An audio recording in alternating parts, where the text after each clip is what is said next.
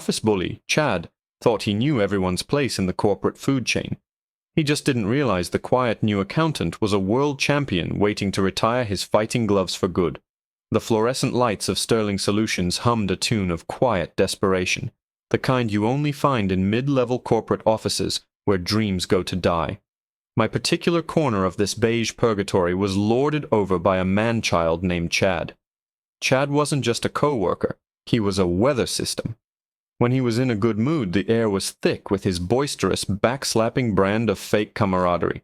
When he was in a bad mood, which was most of the time, a cold front of passive aggression and petty tyranny rolled through the cubicles. Chad was built like a refrigerator from the early 2000s, bulky, inefficient, and loud. He thrived on intimidation, picking his targets with a predator's instinct for weakness.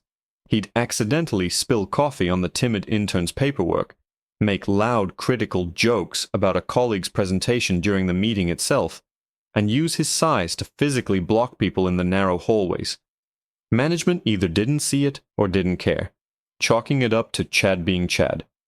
For the rest of us, it was a daily exercise in avoidance and placation. Then, Marcus arrived.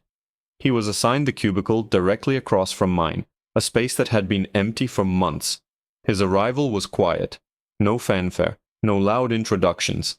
He was tall, with broad shoulders that strained the fabric of his crisp, button-down shirt. There was a quiet confidence about him, a stillness that was the polar opposite of Chad's restless energy. He had a couple of faded scars above his eyebrow, and a slight cauliflower ear on his left side, which I noticed when he turned his head. I just figured he'd played rugby in college or something. He was polite, introducing himself with a firm handshake and a warm, genuine smile.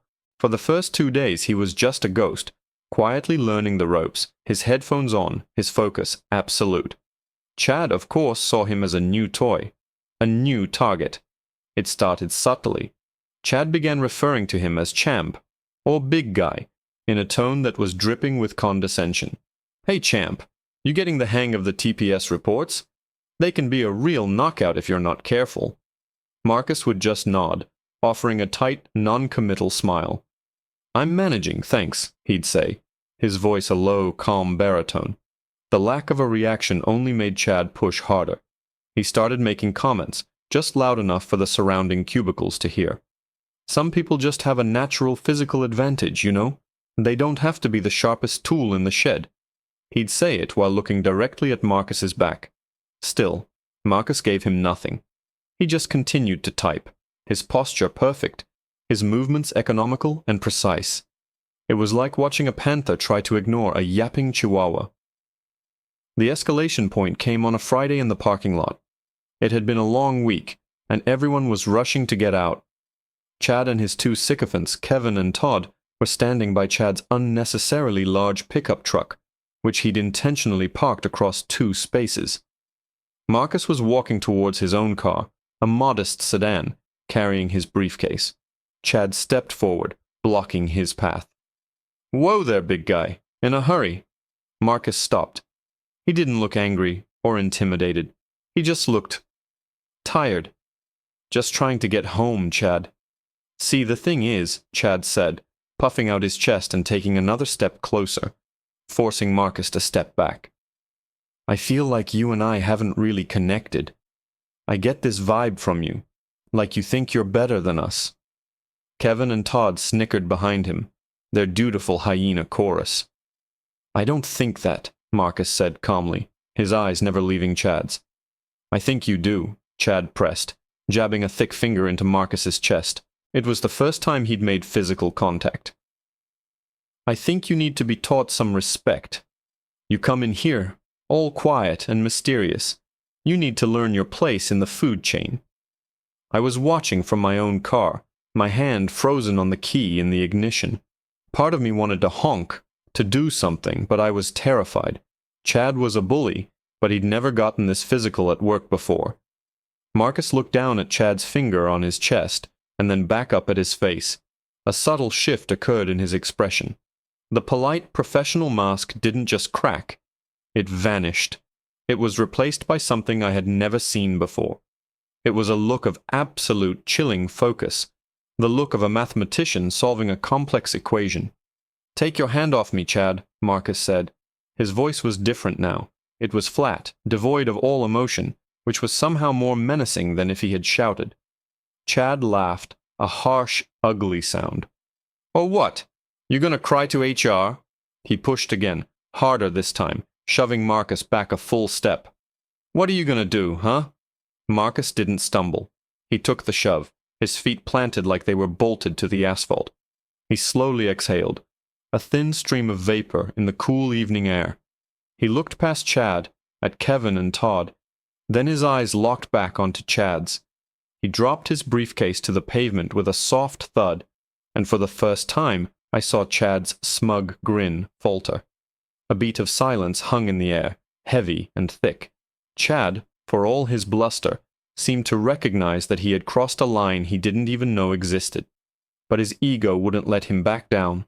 He smirked, a twitchy, uncertain thing, and opened his mouth to say something else, something that would surely be dumber and more aggressive than his last statement. He never got the chance. It wasn't a punch. It wasn't a shove. It was like watching a magic trick. One moment Chad was standing tall, a mountain of cheap suits and arrogance. The next, the mountain had crumbled. Marcus moved with a speed that was simply impossible.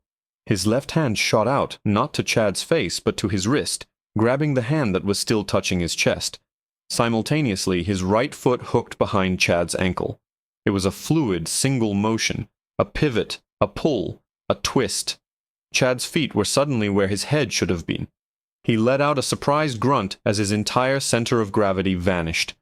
He went down hard, not a clumsy fall, but a controlled descent. Marcus didn't just trip him, he guided him to the pavement, landing with a sickening thud that echoed between the parked cars. Before Chad could even process what had happened, Marcus had followed him down. Not with a fist, but with his body. He flowed onto Chad's chest, one knee pinning his arm, his weight expertly distributed, neutralizing him completely. Kevin and Todd just stood there, their mouths hanging open, looking like a pair of garden gnomes who'd just witnessed a meteor strike. Marcus leaned down, his face inches from Chad's, which was rapidly turning from flushed red to a pasty, terrified white. His voice was still that same chilling, emotionless flatline. "I told you to take your hand off me," he said. It wasn't a threat. It was a statement of fact, a correction of a failed instruction. This is what happens when you don't listen. This is me being polite.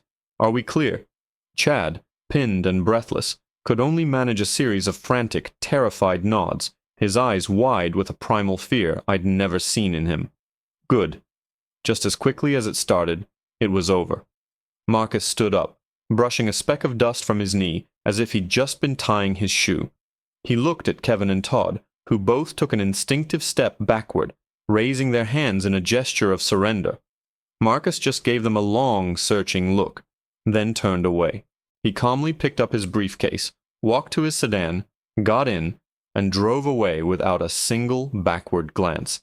The parking lot was silent for a full minute, broken only by the sound of Chad gasping for air on the cold asphalt. The weekend passed in a haze of anxiety. I didn't tell anyone what I saw. Who would believe me? And honestly, I was still trying to process it myself. The way Marcus moved, it wasn't a brawl. It was an art form. It was violent poetry.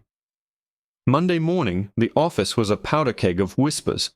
The story had gotten out, twisted and warped into a dozen different versions. Some said Chad had slipped.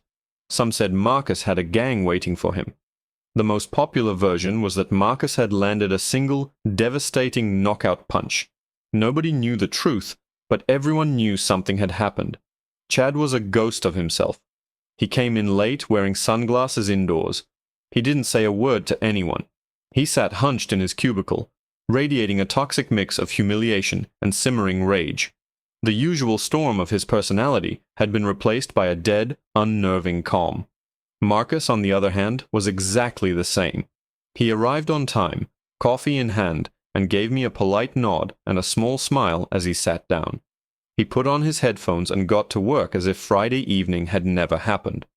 The stillness that I once mistook for quiet introversion, I now recognized as disciplined control. The man was a coiled spring, and Chad had been stupid enough to poke it. I thought that would be the end of it.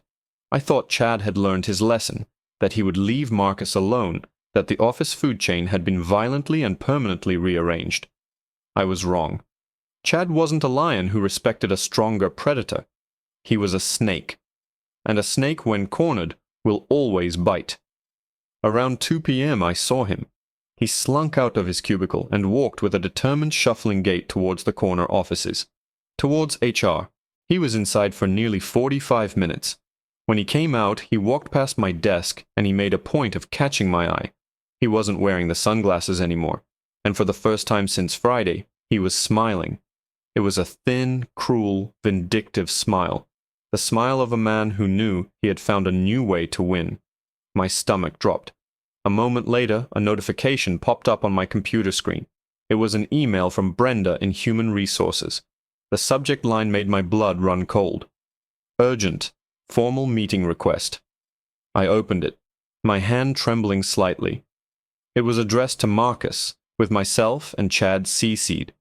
It read, Marcus, please report to my office at 3 p.m. to discuss a formal complaint of workplace violence filed against you. The walk to Brenda's office felt like a death march. Marcus walked calmly beside me, his face an unreadable mask of professional neutrality.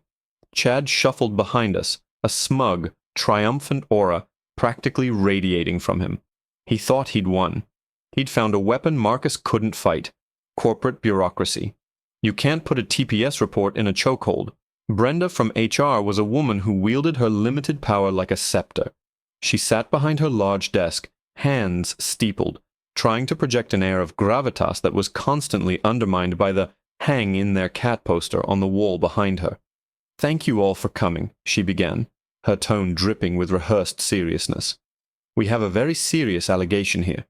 Chad has filed a formal complaint, stating that on Friday evening, Marcus, you physically assaulted him in the company parking lot, unprovoked. Chad nodded eagerly, adding, He threw me to the ground. I was afraid for my life. I have bruises. He gestured vaguely at his torso. Brenda looked at Marcus, her expression severe. Marcus, this is a zero-tolerance workplace. Violence is immediate grounds for termination. What do you have to say for yourself? Marcus didn't flinch. He sat perfectly still, his hands resting on his knees. I didn't assault him. I defended myself. Chad scoffed loudly. Defended yourself? From what? A conversation. I just wanted to welcome you to the team, and you snapped. He's clearly unstable.